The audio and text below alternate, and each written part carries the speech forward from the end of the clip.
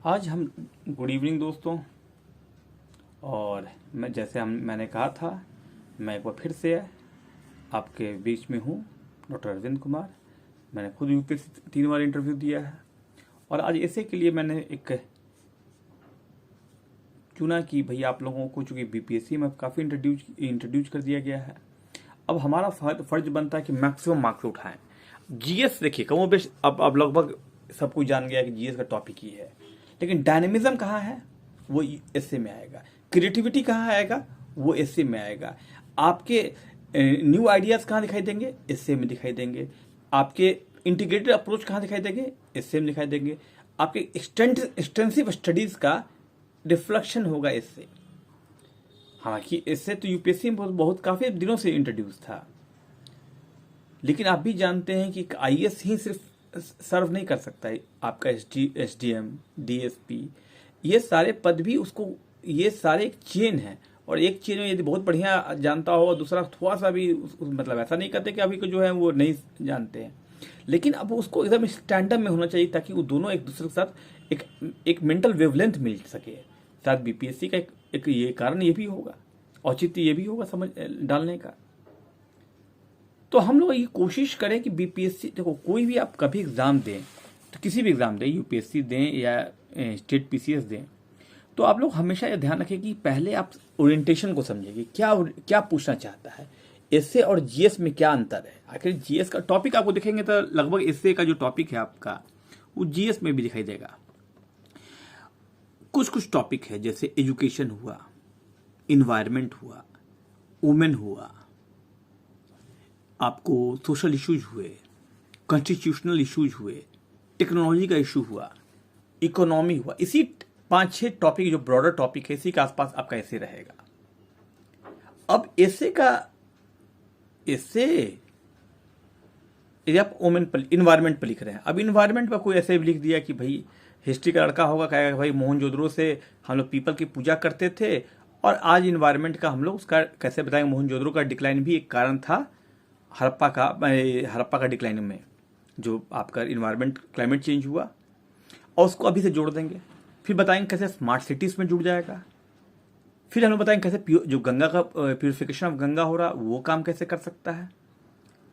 फिर दिखाएंगे कि एथिकल इशू क्या है, कि आप मान लीजिए कि आप जो गंगा में लोग स्नान करने जाता है तो एथिक्स हम लोग कहते हैं, गंगा पूजा करते हैं तो कम से कम नैतिकता भी हम लोग कहती है कि भाई हम लोग कम से कम स्वच्छता को बनाए रखें। टेक्नोलॉजी का रोल क्या हो सकता है गंगा सफाई में। सोशल इशू, सामाजिक जागरूकता कैसे कर सकते हैं गंगा सफाई में। तो देखिए एक इशू से इन्वायरमेंट में सारे इशू इंटरलिंक्ड है। ये इंटरलिंकेज जो है यही एसए का आपका ब्रॉडर टॉपिक बनेगा, यही एसए का। यदि इतना इंटरलिंकेज आप जान गए कि कैसे आप इन्वायरमेंट को मोहनजोदड़ो से लेकर, सोशल इशू से लेकर, एथिक्स से लेकर, आप कॉन्स्टिट्यूशनल क्या क्या प्रोविजन है, आपके संविधान में क्या क्या दिए हुए हैं, आपका यूएनओ क्या प्रयास किया है, जो intergovernmental panel on climate change IPCC जो करते हैं, उसका क्या रोल है, role of developing country, role of poor LDC country जो लो डेवलपिंग कंट्री है, इसका रोल क्या है, सबका कैटेगराइज कर दीजिए।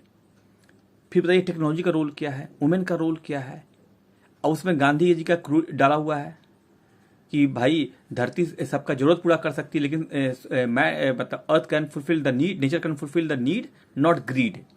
अब महात्मा गांधी कोट डाल दिए, कुछ और कोट आप लोग जानते हो उसको डाल देंगे किताब से। तो ये इंटरलिंकेज, इससे का मतलब ही हुआ कि आप सेइंग बस इंटरलिंकेज होना चाहिए। तो इतना वुमेन का रोल क्या हो सकता है इन्वायरमेंट में। लेकिन आप जानते हैं ग्रामीण एरिया में, खासकर ट्राइबल बेल्ट में, औरत लकड़ी चुनने जाती है। बहुत सारे आज के डेट में भी उज्ज्वला योजना के बाद भी आप लिख सकते हैं उज्ज्वला योजना को कि भाई उज्ज्वला योजना बनाया गया था एक तरह क्लाइमेट चेंज के लिए, सर्व करने के लिए, ग्रीन एनर्जी का इस्तेमाल कर रहा है ताकि क्लाइमेट चेंज कर दे। सब कुछ जोड़ सकते हैं, गंगा प्योरिफिकेशन जोड़ सकते हैं इससे। बैटरी ऑपरेटेड जो चल रहा है आपका आज के डेट में, बात करते हाइब्रिड टेक्नोलॉजी इस्तेमाल करने जा रहे हैं गाड़ियों में, उसका भी हम जोड़ सकते, लिंक कर सकते हैं। तो आप एक ब्रॉडर एस्पेक्ट्स में लिख सकते हैं। अब यहां हम समझना पड़ेगा कि कौन कौन टॉपिक पढ़ें। हम ब्रॉडर 5-6 टॉपिक बताएंगे, यदि आप लोग लिख सकें तो लिख लें। Education, woman, environment, constitution, technology और इकोनॉमिक्स, सोशल इश्यूज, इस सब 5-6 टॉपिक के अलावा कहीं आपको जाना नहीं है। इसी टॉपिक में आपको यूपीएससी का उठा लें, 10 साल का क्वेश्चन को आप एनालिसिस करें, इसके बियॉन्ड एक भी टॉपिक आज तक लगभग अभी तक नहीं आया है। हाँ, करंट से जरूर जुड़े रहें। इसके आपको ऐसे में अच्छा मार्क्स आना है तो बहुत सारा भतेरा आजकल तक निकाल दिया है, बहुत सारा मैगजीन की ये पढ़ लो ये पढ़ लो, लेकिन चूंकि वो आपके पर्सनालिटी की रिफ्लेक्शन है, आपके इंटरलिंकेज को देखता है कि कितना आप लिंक कर सक पाते हैं। इकोनॉमी से कैसे लिंक कर पाए, वुमेन से कैसे लिंक कर पाए, कैसे आप वर्ल्ड इंटरनेशनल ऑर्डर से मतलब डिप्लोमेसी से जुड़ पाए। भारत का डिप्लोमेसी भी काम कर रहा है इसमें, डिप्लोमेटिक रिलेशन, इंटरनेशनल रिलेशन से जुड़ जाएगा आपका ये। तो इतना ब्रॉडर टॉपिक पहले इसलिए ऐसे जब भी लिखने जाए तो अंतिम का 1 पेज 2 पेज आप इंट्रोडक्शन फ्रेमवर्क बनाए पहले कि आपको ये फ्रेमवर्क पर लिखना है, ताकि आप कोई पॉइंट मिस ना करें। कोई पॉइंट याद आए तो बैक पेज पर जाएं और वहां इंट्रोडक्शन उसको लिख लें कि आपको ये इस टॉपिक पर चलना है। अब क्या है, सबसे पहले का जो उपाय है कि आप कॉपी जब कॉपी मिले तो पहले क्या कीजिए कि आप अपने मीडियम आपका होगा या इंग्लिश या हिंदी, ठीक है ना। दूसरा चीज हमको मालूम चलना चाहिए कि हम वर्ड लिमिट यदि 3 वर्ड लिमिट फिक्स कर ले, 2500 से 3000 वर्ड में लिख रहे हैं, और जो पन्ना खाली रह जाए उसको स्ट्रक कर दीजिए, ताकि कोई कुछ मतलब हम ही नहीं कहते कोई लिख देगा, लेकिन कोई चांस मत दीजिए किसी और को लिखने का। ये काम हो गया, पहले नाम हम लिख लिए। अब जाइए पीछे, कोई भी टॉपिक है जो बताए, इस टॉपिक के बियॉन्ड आप खोज लीजिएगा यूपीएससी में का, अब जो वैसे पिछले साल का क्वेश्चन आया हुआ है। उसके बाद पूरा फ्रेमवर्क बनाइए, कोशिश कीजिए गांधी जी का कोट, यूएनओ का कोट, कोई आपके ग्रंथों का कोट, जैसे मैं आपको बहुत सारे बुक्स में भी बुक का कोट हो जाता है, विवेकानंद जी का कोट,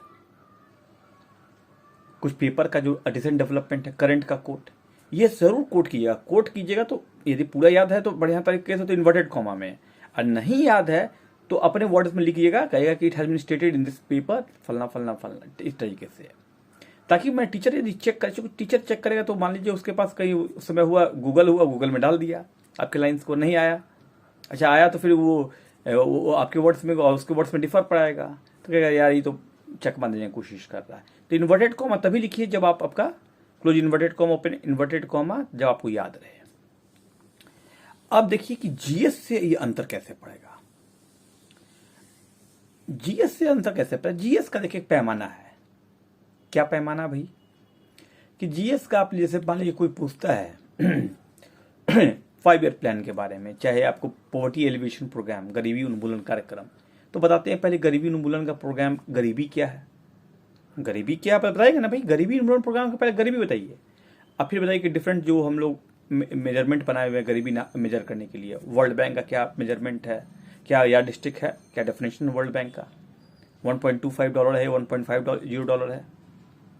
उसके बाद आप अपने आंसर को गवर्नमेंट का पॉलिसी बताते हैं, फिर पॉलिसी बताते बताते कंक्लूजन आप लोग थोड़ा सा ही उसका लिखते हैं क्रिटिकल की इसमें कमियां क्या है, लेकिन ऐसे में ध्यान रखना है कि कमियां को भी बताना ढंग से, और फिर सजेशन दीजिए। सजेशन देखिए, ये नहीं कि सजेशन कि आप कह दिए अपने मन से, सजेशन को हमेशा ध्यान रखिए।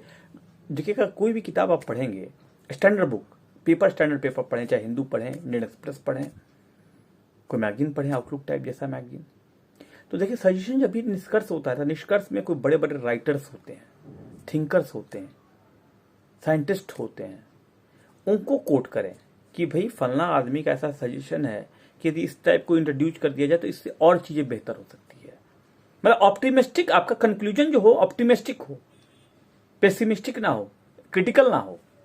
क्योंकि आप सुझाव दे रहे हैं, सुझाव में तब कोई गया डॉक्टर के पास, आपका दिए कि सुझाव में देखो बेटा ऐसा है कि घी खाओ तो मर जाओगे। अरे भाई करे क्या हो, फल खाए कि नहीं खाए तो बताओ।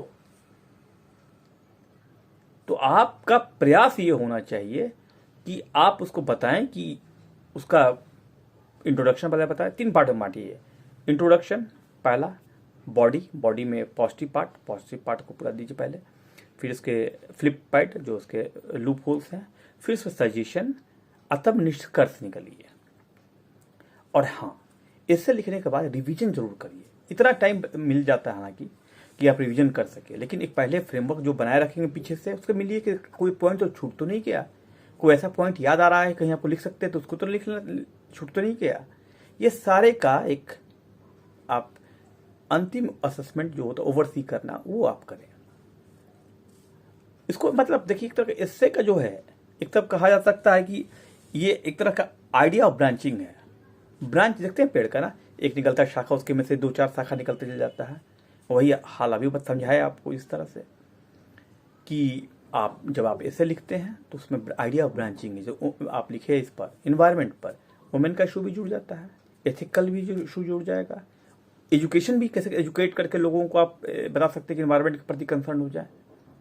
आपकी गवर्नमेंट का पॉलिसी जैसे उन्नत चूल्हा है, सोलर एनर्जी है, ग्रीन एनर्जी है, इकोसिस्टेशन है, क्या नाम है, कार्बन ट्रेडिंग है।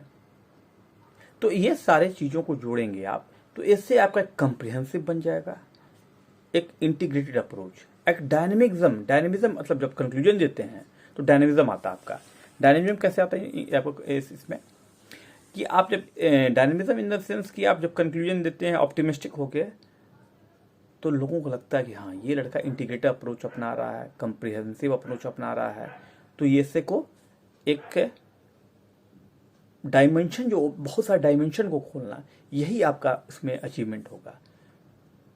तो मैं उम्मीद करूंगा कि आप मैं अपनी बातों को कहने में सफल रहा हूं, और मेरी बातें को आप रिस्पॉन्स देंगे तो मुझे अच्छा लगेगा। और मैं चाहूँगा कि आप उसको लाइक करें, सब्सक्राइब भी करें और शेयर करें, और बेल बटन ज़रूर दबाएं ताकि आपको नया जो भी अपडेट्स है मिलते रहे। नमस्ते, थैंक यू।